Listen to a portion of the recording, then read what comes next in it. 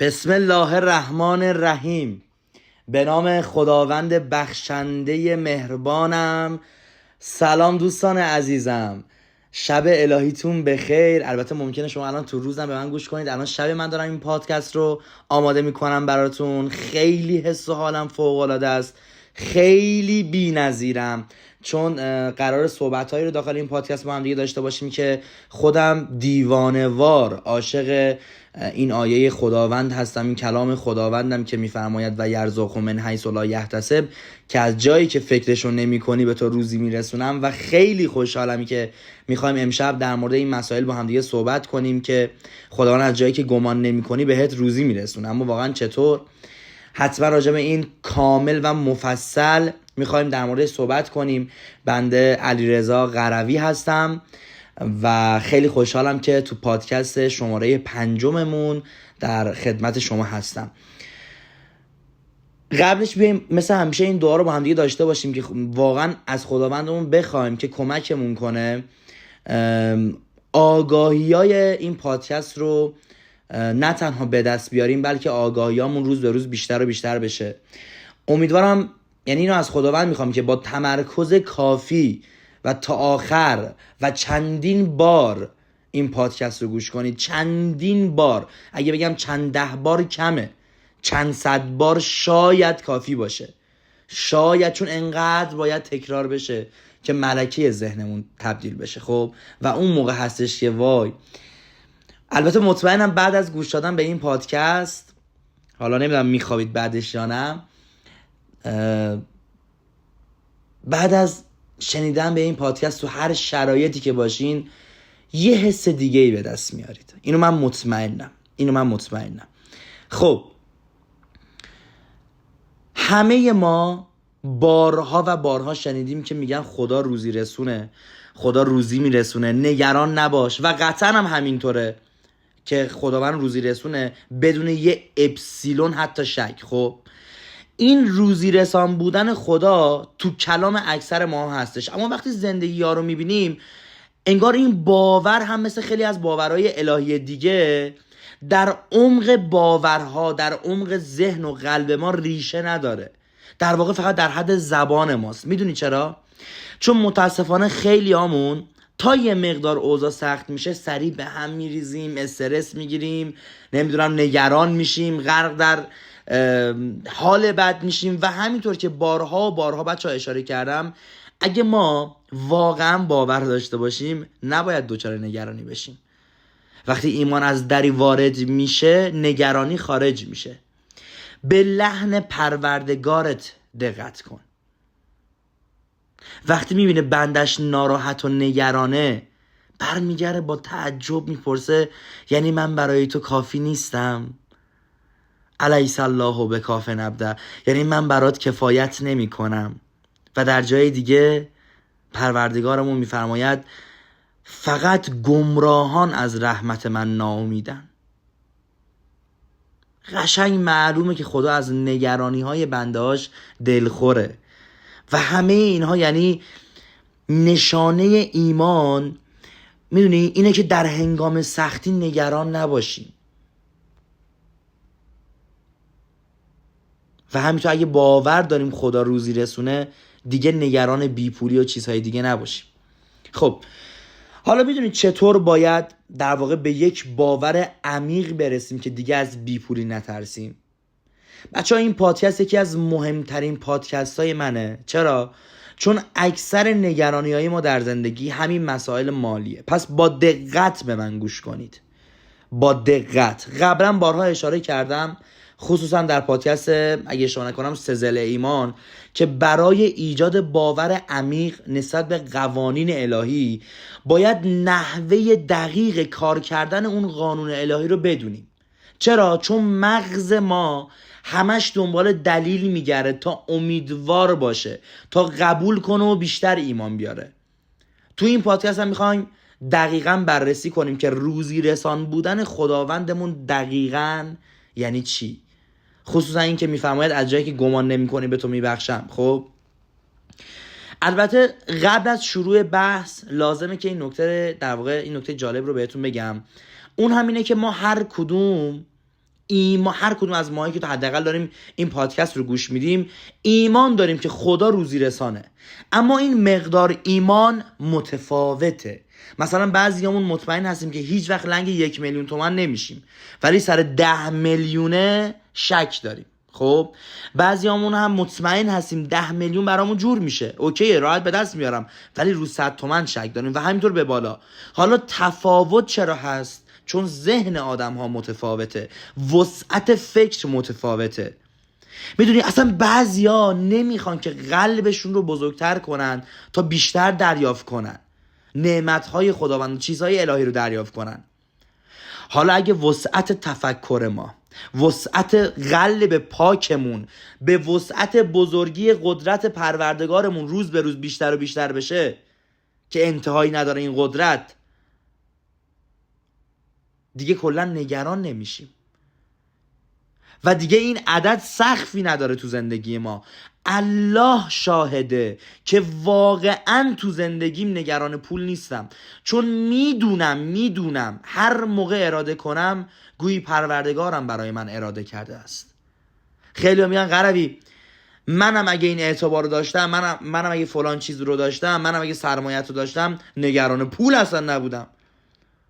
من سوالم اینه، آیا اینا از اولش بود یا من اراده کردم و خداوند هم در جهت اراده من بهم بخشید؟ میدونی بچه‌ها، فقط لازم ایمانمون با درک کردن نحوه روزی رسان بودن پروردگار تکمیل بشه، آگاهیمون بیشتر بشه تا بتونیم ایمان بیاریم. و من خواهش میکنم، با قلبم خواهش میکنم، با تمام وجود و با تمرکز کافی به صحبت‌های امشب گوش بدید، چون میدونم لابلای حرفای من یه چیزهای اصلا یه چیزایی که اصلا قرار نیست من بگم و اصلا تو فکر من نمیرسه به فکر شما قراره برسه. این پادکست اصلا جنسش کاملا میفهمم چقدر فرق داره. خب یکی از راه‌های روزی در واقع رسانی پروردگار کشف قابلیت‌های متفاوتی هستش که هر انسان در وجود خودش داره. حالا یعنی چی؟ انسان‌هایی که تو مسائل مالی موفق هستن کسایی هستن که تخصص دارن تو اون حوزه خاص. مثلا یکی خیلی خوب آشپزی میکنه، یکی نویسنده خیلی خوبیه، یکی قالیبافه، نمیدونم یکی بیان و اجرای بی‌نظیری داره و همین قابلیت ها باعث میشه که آدم ها بتونن پول در بیارن و در واقع کسب درآمد کنن و خیلی وقتا تخصص بیشتر مساویه با درآمد بیشتره. مثلا یک آشپز درجه 1 به واسطه این تخصصش در واقع پول بیشتری از یک آشپز درجه 2 یا مثلا درجه 3 در میاره. حالا نکته کجاست؟ خیلی از آدم ها میگن که قروی ما تخصصی نداریم، ما که مثلا چه میدونم مثل فلانی استعداد خاصی نداریم، ما کلا معمولی هستیم، پس در نتیجه ما هیچ وقت نمیتونیم کسب درآمد کنیم. چرا؟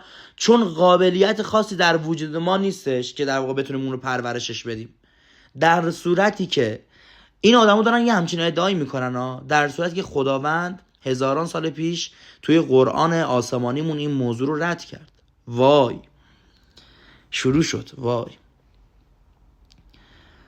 پروردگارمون توی آیه 115 سوره مومنون میگه ما هیچ انسانی رو بیهوده خلق نکردیم.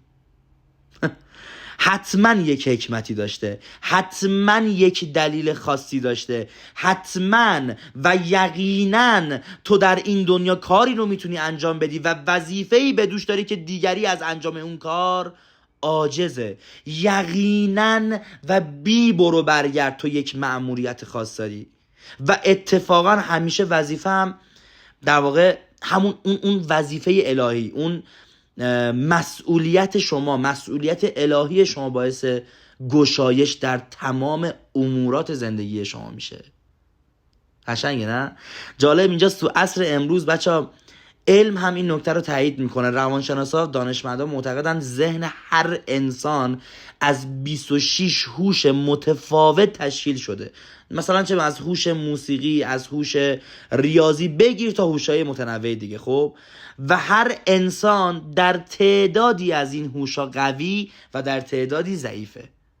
هیچ کس نیستش که همه هوشاش قوی یا همه هوشاش ضعیف باشه. قشنگه نه؟ مثلا بعضیا پتانسیل فنی بالایی دارن اما حفظیجاتشون ضعیفه و بعضیا هم برعکس. بچه‌ها به مهندسی خدا دقت کنید. تو بعضی زمینه‌ها قوی هستیم و این باعث میشه دیگران به سمت ما بیان و تو بعضی زمینه‌ها ضعیف هستیم و این باعث میشه ما همیشه به سمت خدا بریم و این چرخه ادامه دار هست برای تک تکمون. و 100% شمایی که داری این پادکست رو گوش میکنی در چند زمینه هوش بالایی داری. یعنی یک قابلیت هایی در شما وجود داره که با پرورش اون میتونی به تخصص فوق العاده ارزشمندی دست پیدا کنی و در نتیجه ازش کسب درآمد کنی. حالا کسب درآمد کوچیکترین چیزیه که به نظرم میتونه یه انسان میتونه داشته باشه. من حال خوبم رو تو این بیزینسم هیچ وقت با پول عوض نکردم و نمیکنم و نخواهم کرد. اگه میخواستم این کارو کنم شاید سالها پیش اصلا من نه تنها وارد حوزه آموزش نمیشدم، یه کارهای دیگه ای رو بلکه ادامه میدادم. خب اینو من تو عملم ثابت کردم. خداوند ما به چند طریق به متخصص شدن ما کمک میکنه. اول اینکه قابلیت هایی رو در وجود ما قرار داد، اینو در نظر داشته باشید. و دوم اینکه رب العالمین کمک میکنه تا ما بتونیم این قابلیت ها رو کشفش کنیم و پرورش بدیم. فقط کافیه باور داشته باشیم که ما میتونیم. میدونی؟ ولی متاسفانه خیلی همون فکر میکنیم که ما به درد نخور و نمیدونم معمولی و داغون هستیم، در حالی که اصلا بچه‌ها معمولی وجود نداره. من در پادکست های بعد این رو بهتون ثابت میکنم که شما هرگز و هرگز و هرگز معمولی نیستید و اونجا بهتون میگم چطور قابلیت های خودتون رو کشف کنید، چون در واقع این بحث بسیار بسیار مفصلیه که اصلا تو این پادکست جا نمیشه. ولی اگر شما باور کنید که قابلیت های شما بی اندازه است، مطمئن باشید اون رو پیدا میکنید و میتونید باهاش بهترین درآمد رو کسب کنید. درست مثل ادیسون دیگه که مادرش بهش کمک کرد تا باور کنه یه نابغه است و ادیسون با این باور نام خودش رو در تاریخ موندگار کرد، در صورتی که هیچ کس باورش نداشت اما خدا باورش داشت. نکته بسیار مهم بعدی اینه که خیلی وقتا میدونین بچه‌ها خیلی وقتا که نه همیشه روزی ما فراهمه اما نمیتونیم ببینیمش، نمیتونیم پیداش کنیم. گاهی بهترین ماشینی که میتونی بخری و مدتها دنبالش هستی همون ماشینیه که چجوری بهتون بگم تو نزدیکی محل کارت پارکه، پشتش هم نوشته فروشی اما هرگز بهش دقت نمی‌کنی، فرصت نمی‌کنی اصلا ببینیش. شاید برای شما هم پیش اومده باشه گاهی مثلا برای خرید یه محصول زمان و انرژی زیادی رو صرف میکنیم، خب و بعد از به دست آوردنش با خودمون میگیم ای بابا اینو که مثلا دم خونمون هم داشت، اینو که ارزونترش رو هم همین بغل میفروختن. یه وقتایی بهترین فردی که میتونی باهاش ازدواج کنی همونیه که چند قدم اونورتر همسایه شماست، یا نه اونورتر، خب میگم مثلا اونور دنیاست، ولی هر روز به صورت آنلاین به خاطر مثلا شرایط کاریتون با هم در ارتباط هستید. اما با اینکه بارها میبینیش، بارها با هم صحبت میکنید، حتی یک بار هم به فکرت نمیرسه که میتونی رابطه خیلی خوبی با اون شخص داشته باشی. میدونید دوستان، همیشه خوشبختی کنار ماست،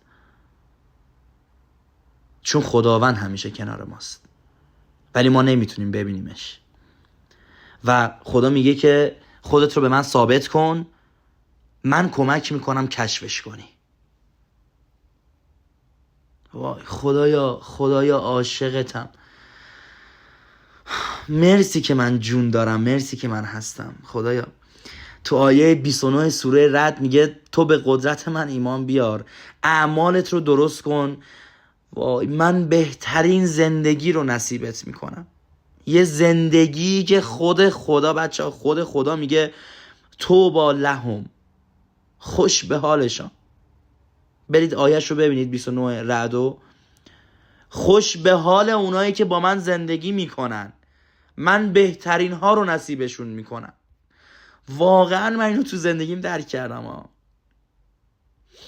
و جای دیگه تو آیه 12 سوره شورا میگه هر چه در آسمان و زمین هست کلیدش دست منه. تو فقط 2 کار رو باید انجام بدی: ایمان و باور عمیق به من، عمل صالح و خالصانه. باقیش رو من برای درست میکنم. لحظه ای به روزی رسان بودن من شک نکن، من قدرتشو دارم. گاهی وقتا خجالت میکشم اصلا بگم خدا قدرت روزی رساندن رو داره. خنده‌دار شده برام واقعا. زشت این کار کوچیک رو بخوام مثلا همش بگم، مثلا خدا میتونه این کارو بکنه. اصلا زشته بخوام بگم، اصلا نمیدونم چجوری رو منتقل کنم. یعنی ما هنوز خدا رو انقدر نفهمیدیم که روزی رسان اونه. یکی دیگه از مواردی که باعث روزی رسانی خداوندمون میشه، ایده های نابی هستش که خداوند در ذهن ما قرار میده. گاهی وقتا یه ایده، یه تفکر باعث میشه انسان زندگیش به کل متحول بشه. ولی این ایده ها به ذهن چه کسی خطور میکنه؟ آیا ممکنه در جهانی که همه چیز بر مدار نظم پیش میره، یک ایده به صورت اتفاقی به ذهن انسان خطور کنه؟ آیا ممکنه؟ ابداً. آیا انیشتین ها، ادیسون ها، استیو جابز ها، نابغه ها، ثروتمندا اتفاقی ایده زد به سرشون؟ همه چیز بر اساس قاعده و قانون جلو میره بچه. ایده های ناب به سراغ کسایی میان که باورهای عمیقی رو تو ذهنشون دارن پرورش میدن. باور به این که حتی باور به این که ذهنشون قویه، باور به این که روزهای نور خداوند در راهند. شاید جالب باشه این نکته، نمیدونم تا حالا بهش فکر کردین یا نه. زیاد بودن کسایی که به درخت تکیه دادن و سیب در واقع رو سرشون افتاد، اما این فقط نیوتن بود که تونست جاذبه رو کشف کنه. چرا؟ چون اون میدونست هیچ اتفاقی نیست. اون قانون رو میدونست. ایده ها به سراغ کسایی میرن که به دنبال کشف ایده ها هستن. همین امروز صبح من قهوه سفارش داده بودم که برام بیارم. بعد قهوه که رسید، قهوه رو که میخواستم باز کنم از اون چیز باکسش در بیارم، خیلی باند پیشیش کرده بودن، نمیدونم این ورشو بسته بودن، چسب زدن اون ور فلان، خیلی سخت بود باز کردن، داستان داشت اصلا. بعد رو بام نشسته بودم، یهویی که میخواستم باز کنم بازم کردم، یهو کل قهوه ریخ رو لباسم و نمیدونم کل فرشم و لباسام و کوسنم و کلی چیزای دیگه رنگی شده بود. خب به خدا میدونی چی گفتم اون لحظه؟ با اینکه سوخته بودم گفتم ممنون که روزی امروز من رو به هم بخشیدی. قطعا اگه این قهوه رو میخورم شاید تا 1 هفته مصموم میشدم و نمیتونستم کار کنم. ممنون که روزی رسانم توی رب من. فقط خودش شاهده که چجوری این حرف رو با قلبم زدم در حالی که داشتم میسوختم. خب میرین چه بچه ها؟ باید حس کنجکاوی و جستجوگری در ما غالب باشه. یه مثال دیگه براتون میزنم، خوب توجه کنید. یکی از در واقع ثروتمندان آمریکایی تو خاطرات خودش اینطوری مینویسه، میگه که بعد از اینکه به سبب بیماری و بستری طولانی مدت در بیمارستان شغلم رو از دست دادم، همش به این فکر میکردم که چه شغلی میتونم برای خودم دست و پا کنم که در عین پولساز بودن زیاد فعالیت جسمی نخواد از منی که به هر حال مریض هستم. میگفت هر جا میرفتم کنجکاو بودم که هی از خودم میپرسیدم اینجا چه میشه کردم، چطور میشه پول در آورد، این چه کاریه، چقدر زمان بعد گذاشت، چقدر بعد تلاش فیزیک کرد. فرقی نمیکرد، زباله ها، کاغذ پاره ها، هر چی میدیدم با خودم میگفتم چطور میشه از اینا درآمد کسب کرد. تا اینکه یه اتوشویی زندگی منو متحول کردش. مثلا دید که یه سری پلاستیک دارن و نه لباس رو تو پلاستیک میذارن و بعد میگفت که ازشون پرسیدم این پلاستیک رو چند میخرن. مثلا طرف گفت آقا مثلا ما این پلاستیکا رو $4 میخریم. گفتم اگه من کاغذهایی براتون بیارم به مراتب ارزونتر، از من میخرید؟ همه گفتم معلوم، اگه ما دیوانه ایم نخوایم بخریم.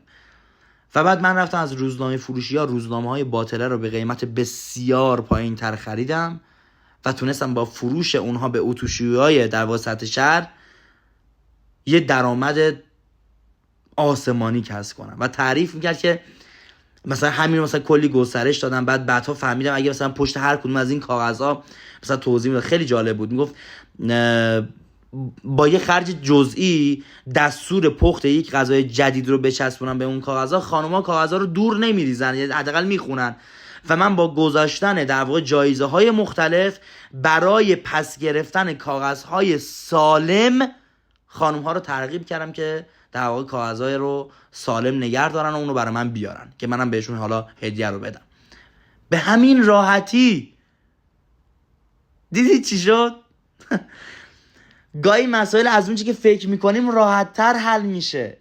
بسیار زیاد هستن کسایی که در دنیا مثل آب خوردن دارن پول در میارن. چرا؟ چون دو اصل رو باور داشتن. اصل اول، بی نهایت ثروت در جهان وجود داره و هیچ محدودیتی نیست. و اصل دوم، من بی نهایت در کشف و استخراج اونها توانمندم. بیا با هم تکرار کنیم. خدای شکرت. با هم بگیم میدونی، بیا انرژیمون رو به گوش کیهان که موجود زنده است برسونیم. خداوندا شکرت که من بی نهایت در کشف و استخراج ایده ها و ثروت ها توانمندم. شکرت. حالا من از شما میپرسم، آیا اگه اون شخص اینها رو باور نداشت،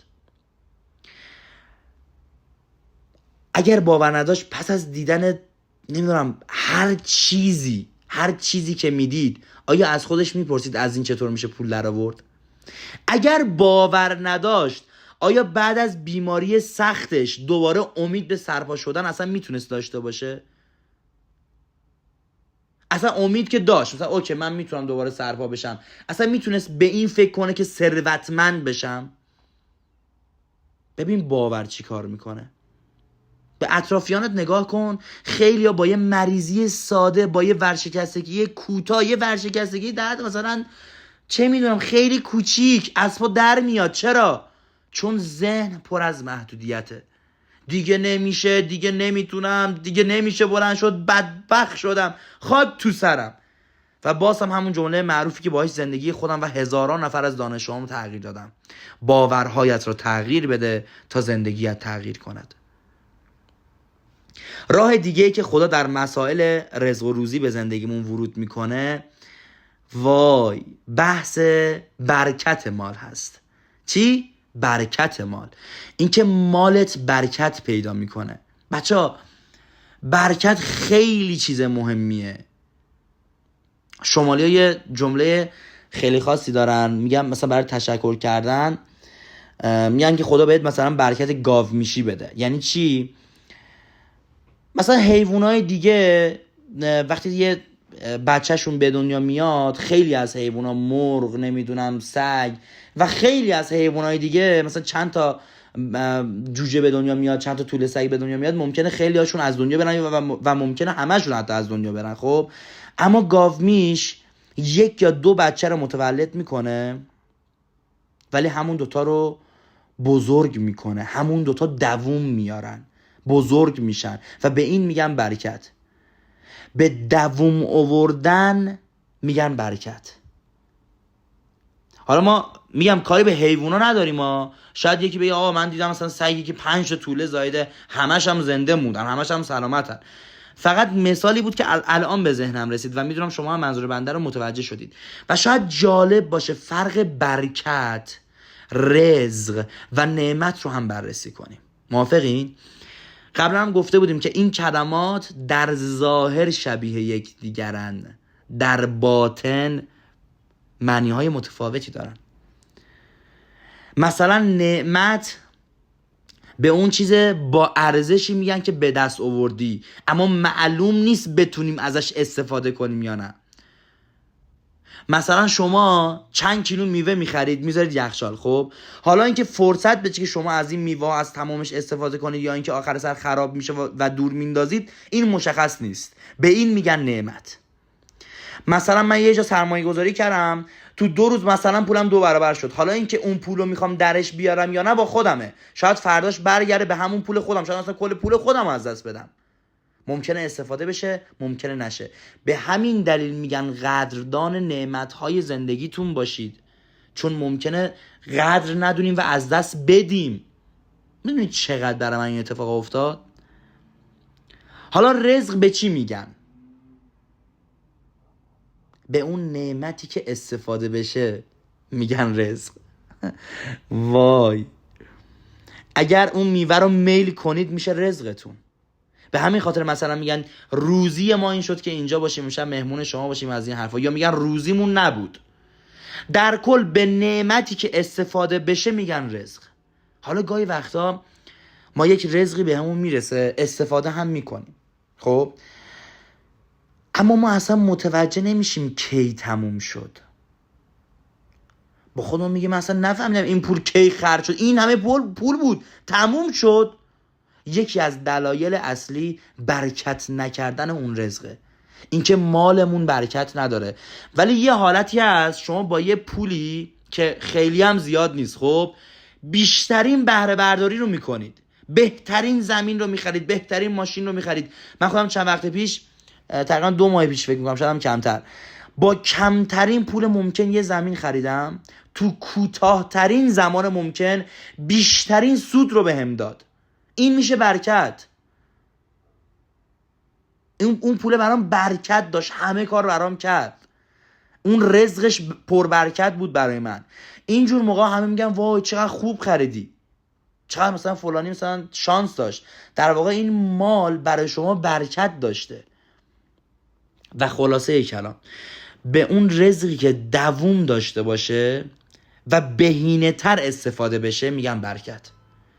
من خودم وقتی مثلا به یه مهمونی میرم، بعد از اینکه شام یا مثلا غذایی رو خوردم، با قلبم دعا میکنم و به اون صاحب مجلس میگم خداوند برکت زندگیت رو بیشتر کنه، چون برکت دیگه آخرشه دیگه. میدونی چی میگم؟ اون رزقه هست که بعد برکتم زیاد بشه. یا دیدیم یکی مثلا چه میدونم 4 نوع غذا درست میکنه برای مهموناشو، مثلا 20 نفرن، خب بعد از اینکه همه سیر شدن میبینه اصلا یه ماهیچه و نمیدونم یه برنجش و نمیدونم یه سینی من غذاهای دیگهش کلا دست نخورده است. خدا رو شکر برکت داشت غذامون. شنیدی ازشون؟ خدا میگه با من باش، من برکت مالت رو زیاد میکنم. بچه ها درسته که کمیتم خیلی مهمه، اما نباید از اهمیت برکت غافل بشیم. اصلا تا حالا به این نکته فکر کردید که ما چرا دنبال پول هستیم؟ آیا ما فقط و فقط به دنبال زیاد کردن رقم نمیدونم حساب بانکیمون هستیم؟ اجازه بدید یه مثال دیگه هم بزنم. تصور کنید شما توی یه مسابقه برنده 1 میلیارد تومان پول نقد شدید، خب ولی میگن از این مقدار 99% رو باید بدید مالیات یا این پول رو ازتون برای همیشه بدزدن. یا فرض کنید میگن این پول رو مثلا اگر مثلا همش رو بگیری چه میدونم باید خرج درمانت کنی، خرج دوا و دکترت کنی. آیا این پول به درد میخوره؟ مسلماً خیر. آیا میگیریش؟ خیر. اون پولی ارزش داره که شما بتونید باهاش شادی بخرید، بتونید باهاش ارزش کسب کنید، آرامش کسب کنید، به رشد خودتون کمک کنید. و خدا میفرماید اون روزی برکت داره که پاک باشه. میفرماید تو با من باش، من روزی به تو عطا میکنم که هم برکت داشته باشه، هم پاک باشه، هم بی نیاز بشی و کلی چیزای دیگه. وای وای، واقعا بغضم میگیره از این که من توی چند سالی که عمر کردم هیچ وقت دست مثلا چه میدونم یه با نمیدونم چه کلمه‌ای به کار ببرم، دست نیاز با حس مثلا حقیر بودن به کسی دراز نکردم. نه حقیر بودن نه با ارزش بودن، کلا دست به سمت کسی دراز نکردم جز خدای خودم. همیشه وام دهنده بودم تا وام گیرنده، چون خدا بهم برکت داد. میدونین چه بچه‌ها، خداوند خیلی وقتا با دور کردن مثلا بلاهای مختلف، دور کردن خرج‌های الکی باعث میشه مال ما برکت پیدا کنه. شاید این جمله‌ای که گفتم رو فقط خودم بفهمم، نمیدونم. قدیمی‌ها اعتقاد در واقع جالبی داشتن، میگفتن آدم خوب مال خوب گیرش میاد. خود من همیشه مثلا موقع خرید دعا میکنم، میگم خدایا اون مالی رو نصیب من کن که برکت داشته باشه. و شاید باورتون نشه همیشه موقع خرید بهترین گزینه‌ها چه از لحاظ کیفیت چه از لحاظ قیمت نصیب من میشه. طوری که مثلا یکی میبینه میگه قربی چقدر خوب خریدی تو، خدا بهت برکت بده. و من از شما میپرسم خوب گوش کنید، آیا روزی رسانی فقط به اینه که خدا 50 میلیون بفرسته پول تو حسابمون؟ آیا اینکه شما بتونید یک ملک رو برای مثال 50 میلیون 100 میلیون تومان ارزون تر بخرید رزق و برکت الهی نیست؟ مسلما راههای روزی رسانی خدا درست مثل مقدار روزیهاش فراوون و بی نهایته. پس باید از خداوند بهترین ها رو بخوایم. نکته بعدی که بسیار بسیار زیاد حائز اهمیته، بچه‌ها اول ازتون میخوام خوب به من گوش کنید، اینه که بدونیم کی داره به ما روزی میرسونه.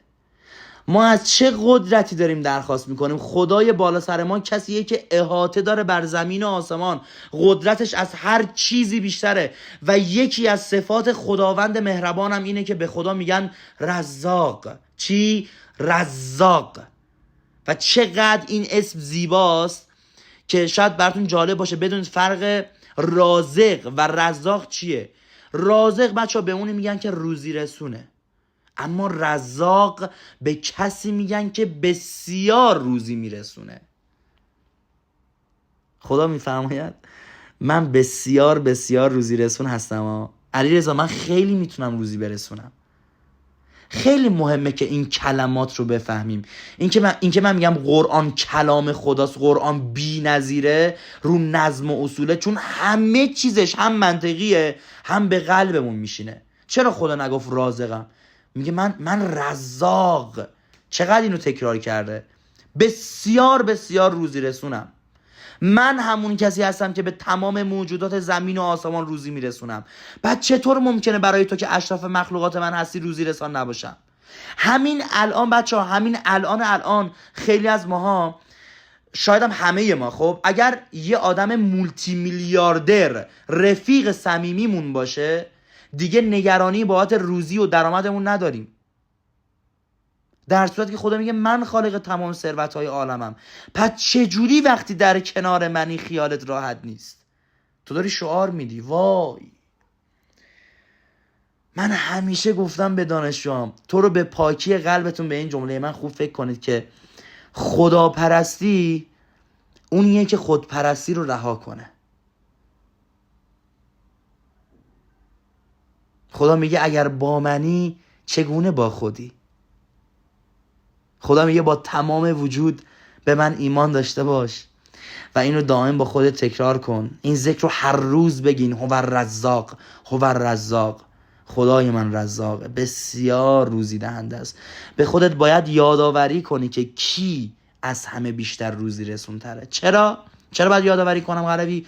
چون تکرار یک موضوع باعث باور پیدا کردن نسبت به همون موضوع میشه و خدا میخواد که ما عمیقاً باور پیدا کنیم.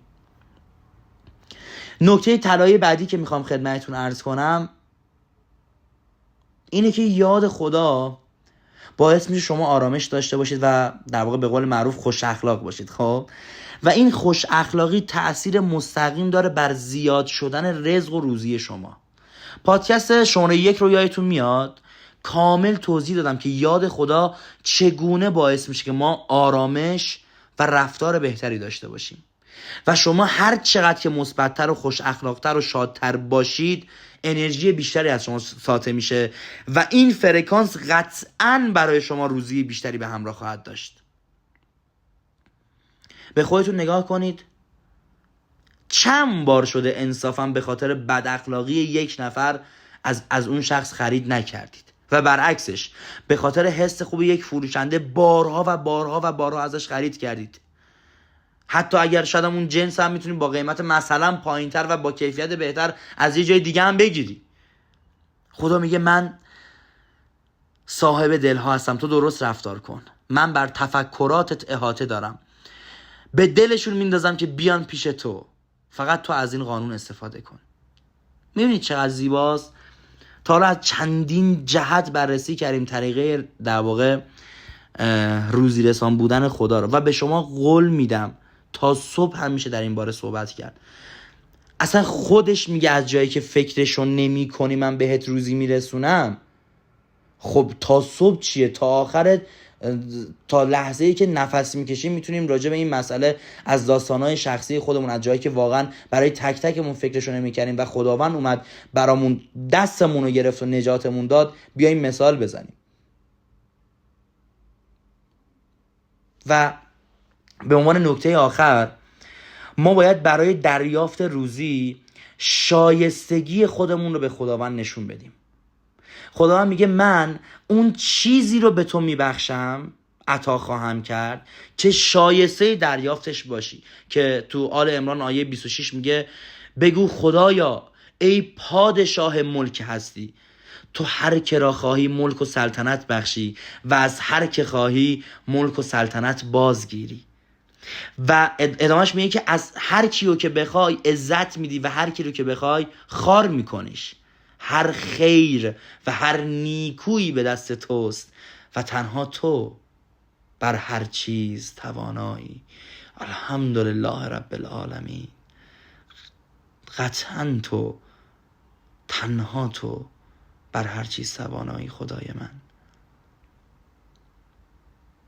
اینکه چطور میتونیم شایستگی خودمون رو نشون بدیم، به نظر من خودم با 3 روش تونستم، با 3 کار خیلی احساس میکنم این شایستگی رو، احساس لیاقت رو برد بالا. اول شکرگزاریه.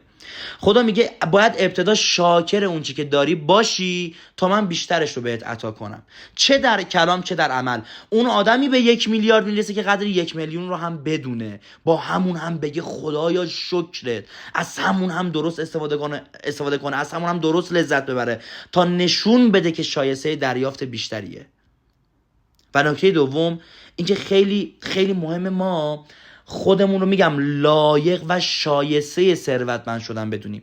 آیا واقعا باور داری که میتونی موفق بشی؟ باور داری که میتونی صاحب نعمت بشی؟ میگی من بنز میخوام، خونه میخوام، بی ام و میخوام، اما آیا واقعا خودت رو لایق بی ام و سوار شدن میدونی؟ یا فقط به زبون میاریم؟ آیا عمیقا باور داری که خدا میتونه این نعمت رو بهت عطا کنه؟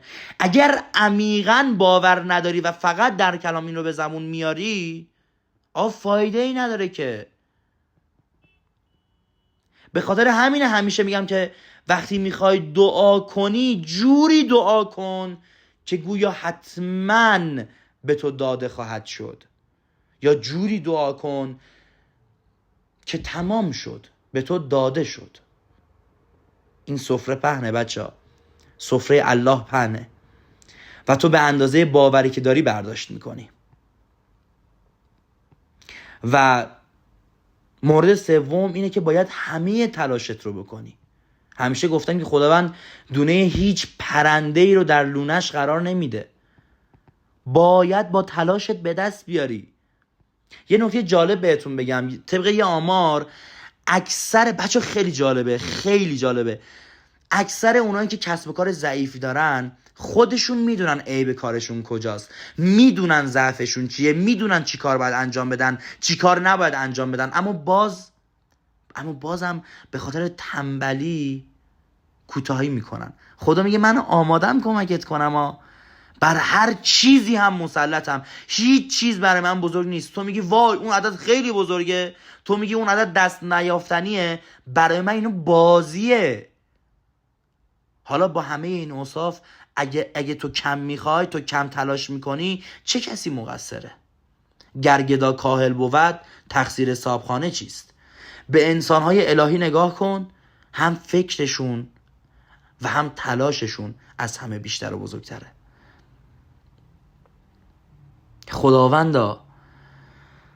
خداوندا من تنها با قلبم تو را میپرستم و تنها از تو یاری میجویم. خدای دوست داشتنی من، زیباترینم، مهربانترین و قدرتمندترینم. خدایا 100,000 مرتبه شکرت. خدایا من واقعا هر لحظه سخت به اون خیری که برای من بفرستی نیاز دارم. سخت بهش نیاز دارم. بفرست برام پروردگارا، بفرست برام. دوستان تا اینجا گوش کردین کلام من رو؟ چقدر حالتون خوبه؟ چقدر فهمیدید کلامم رو؟ چقدر خاطره ها و داستان های زندگیتون رو به یاد آوردید؟ واقعا نمیخوای این انرژی رو با بقیه، با جهان به اشتراک بذاری؟ بچرخون. ببین وقتی کامنت خوب شما رو یه شخصی میبینه و میخونه، این انرژی دوباره هی برمیگره. ببینید فرض کنید مثلا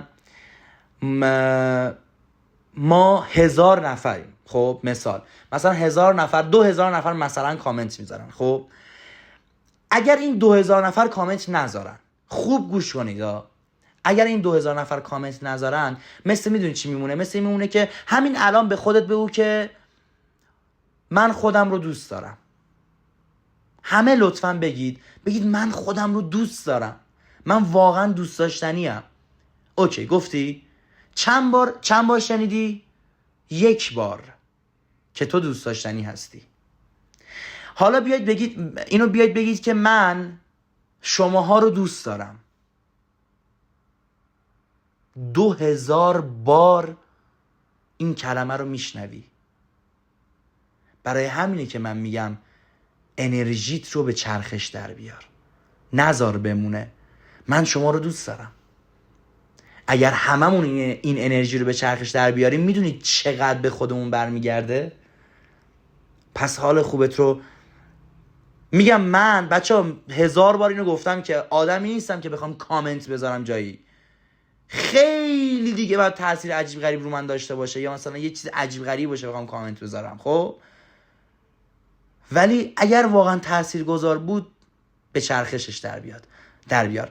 خیلی دوستتون دارم، عاشقتونم، لایق بهترین های خداوندتون هستید و تا پادکست بعدیمون شما رو به خداوند مهربان، قدرتمند، ثروتمندم میسپارم. خدا نگهدارتون.